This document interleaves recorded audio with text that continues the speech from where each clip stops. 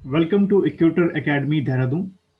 मेरा नाम है पौरुष जैन और मैं पिछले 15 सालों से 15 ईयर्स से मैं सिविल सर्विसेज एग्जाम के बच्चों जो प्रिपेयर करते हैं उनको पढ़ा रहा हूं। और हमारे यहाँ से हर साल कोई आईएफएस में, आईएएस में और आईआरएस में बच्चे क्वालिफाई करते हैं।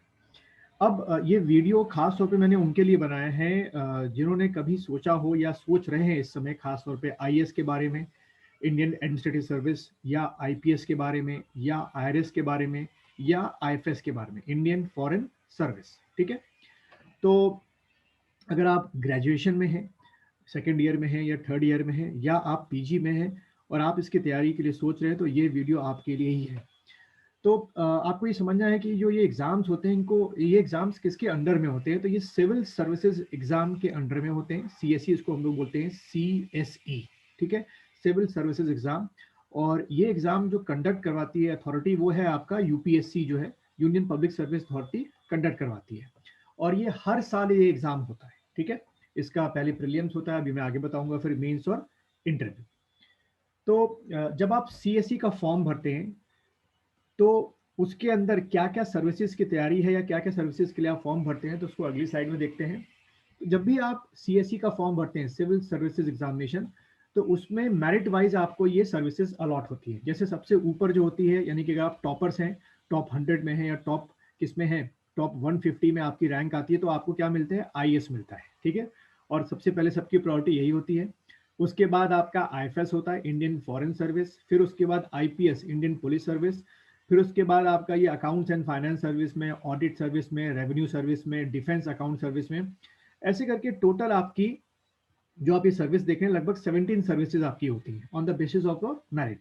तो अगर आप टॉप कह सकते हो कि 300 में है, अगर आप टॉप 300 में हैं, तो आपको आईएएस भी मिल सकता है, आपको आईएफएस भी मिल सकता है, डिपेंड्स अपॉन योर चॉइस। तो ये आपकी क्या होगी, सर्विसेज होगी। कॉमनली हम लोग क्या बोलते हैं कि we are preparing for IAS, तो असल में हम लोग किसकी प्रिपरेशन कर रहे हैं, सिविल सर्विसेज एग्जाम की प्रिपरेशन कर रहे हैं। उसमें अगर आपकी मेरिट टॉप में आती है तो आपको आईएएस भी मिल सकता है, आईएफएस भी और आईपीएस भी। देन अगर हम बात करें इसकी एजुकेशनल क्वालिफिकेशन क्या है, यानी कि सिविल सर्विसेज एग्जाम में अपेयर होने की एजुकेशनल क्वालिफिकेशन जो लिखा हुआ है, candidate should hold a bachelor degree and there is no minimum percentage graduation has been mentioned by the UPSC. यानी कि आप लास्ट ईयर में अपने हो या ग्रेजुएशन कर चुके हो तो आप एग्जाम के लिए एलिजिबल हैं, कोई परसेंटेज का नहीं है। और बैचलर डिग्री है, यानी कि आप या तो बीए बैकग्राउंड के हैं, या तो आप बीकॉम बैकग्राउंड के हैं, या आप बीटेक बैकग्राउंड के हैं, या बीएससी बैकग्राउंड के हैं, आप इस एग्जाम के लिए क्या है, एलिजिबल है। ठीक है। देन एज लिमिट की बात करें तो ये मैं एक जनरल जो कैंडिडेट होता है उसकी एज लिमिट बता रहा हूँ, मिनिमम 21 है और maximum 32। According to the category, आप अगर S C S T OBC को बिलोंग करते हैं तो ये एज रिलैक्सेशन आपको मिलता है। ठीक है, तो ये बहुत स्टूडेंट को डाउट होता है कि सर एज क्या होती है, मिनिमम बता दी मैंने आपको और मैक्सिमम। देन अगर हम बात करें अटेम्प्ट्स की, अटेम्प्ट्स का मतलब एग्जाम में, जो प्रीलिम्स इसका एग्जाम होता है आगे बताऊंगा, अगर उसमें आप एग्जाम में बैठ रहे हैं तो अटेम्प्ट काउंट होता है, क्वालिफाई कर रहे हैं कि नहीं।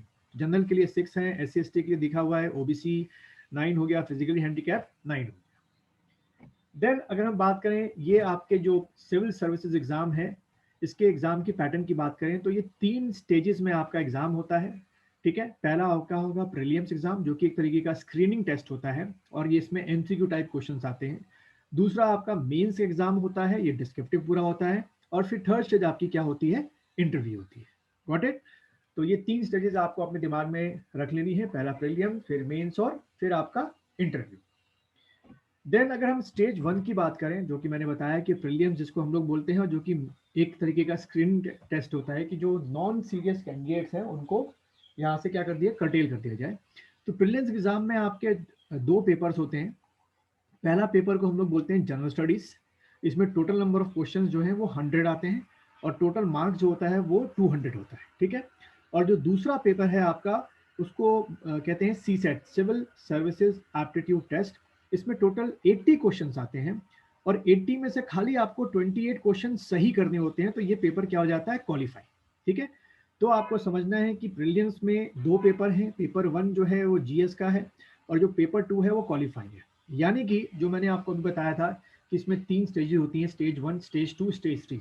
तो अगर आपको स्टेज 2 में जाना है तो आपको टोटली आप किस पेपर के ऊपर डिपेंड रहेंगे, ये पेपर 1 के ऊपर, यानी कि जनरल स्टडीज।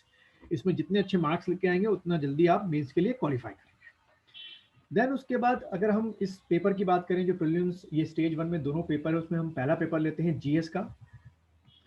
तो जनरल स्टडीज में ये आपके टॉपिक्स हैं जो आपको मैं पढ़ाऊंगा, या आप खुद भी पढ़ सकते हैं। पहला है आपका हिस्ट्री। हिस्ट्री के 3 पार्ट हैं, एंशिएंट इंडिया, मेडिवल इंडिया और मॉडर्न इंडिया। ठीक है, तो हिस्ट्री के 3 पार्ट हो गए। ठीक है, इसको यहाँ लिख लेते हैं, 3 पार्ट हो गए हिस्ट्री के। देन उसके बाद ये आपका पॉलिटी, ठीक है, 4th सब्जेक्ट कह सकते हैं आप।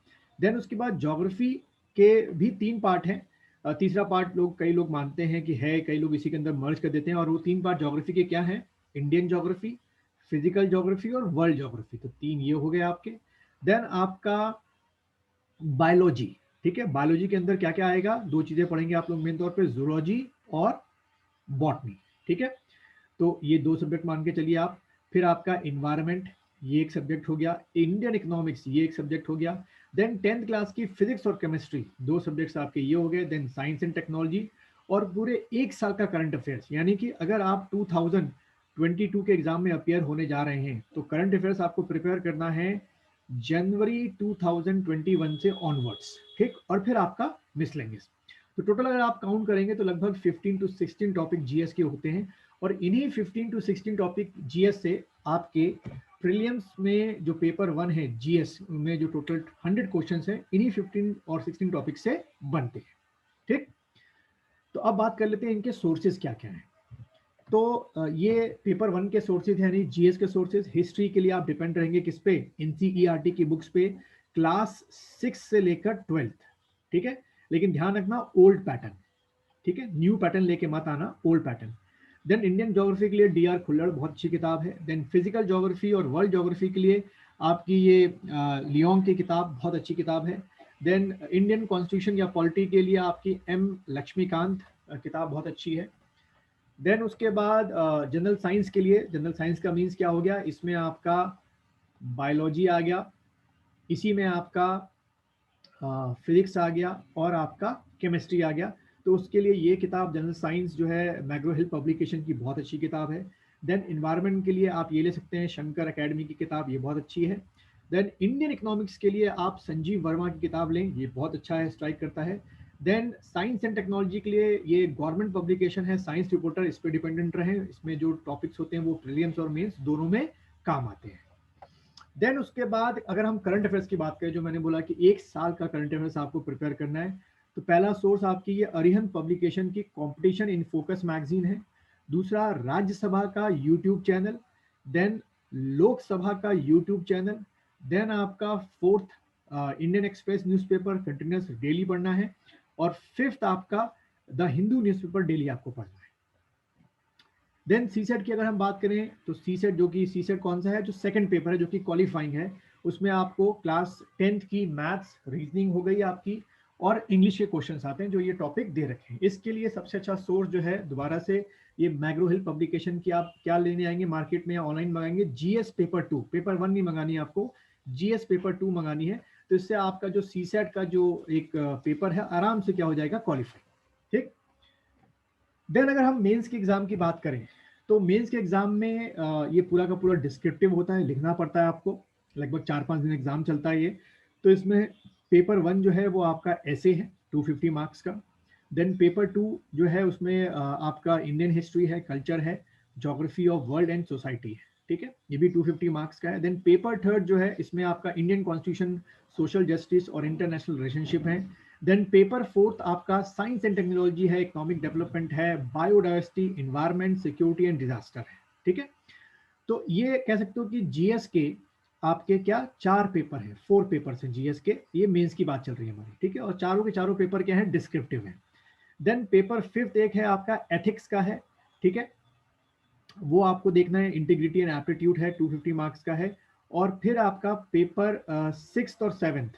ठीक है, 6th और 7th जो पेपर है ये आपका एक तरीके का ऑप्शनल जो है, कोई भी चूज करना है। जैसे मान लीजिए आपने पब्लिक एडमिनिस्ट्रेशन ले लिया, या आपने ज्योग्राफी ले ली, या आपने हिस्ट्री लिया, तो उसके पेपर 1 और पेपर 2 होगा। ठीक है, यानी कि आपको एक ऑप्शनल पेपर लेना है, उसके 2 पेपर होंगे।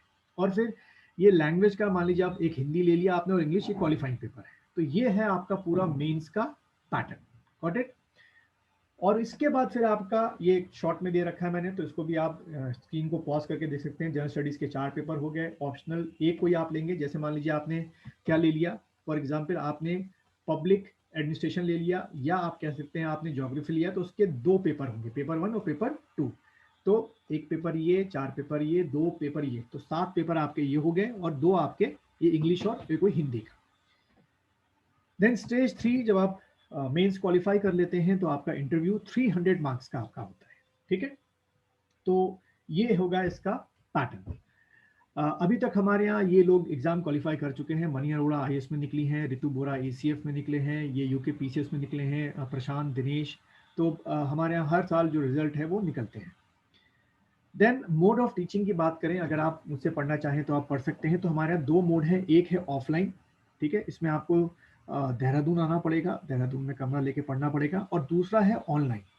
तो आप भारत में कहीं भी रहते हो, इंडिया में कहीं भी रहते हो, आप ये ऑनलाइन मोड ले सकते हैं। ये ऑनलाइन क्लासेस जो होती हैं वो जूम पर चलती हैं, जूम वीडियो कम्युनिकेशन जो है उस पर चलती हैं आपकी।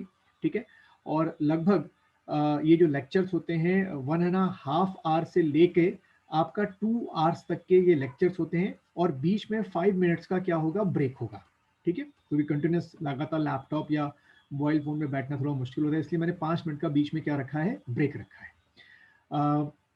इसके लिए मैं हर बार क्लास से पहले जो है टेलीग्राम पे क्या भेजता हूँ, लिंक भेजता हूँ, उसको लिंक को करके आपको क्लास को ज्वाइन करना होता है। साथ ही साथ मैं आपके टेलीग्राम पे जो हम लोग करंट अफेयर्स अपडेट करते रहते हैं पीडीएफ फॉर्म में, वो भी मैं आपको भेजता रहूँगा। तो टेलीग्राम आपके मोबाइल फ़ोन पे या लैपटॉप पे इंस्टॉल होना ज़रूरी है, और साथ में जूम।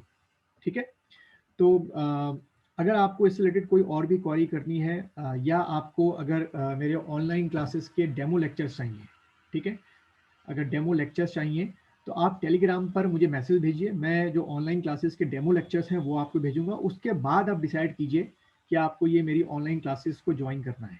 ठीक है, तो मैं आपके मैसेज का वेट करूंगा।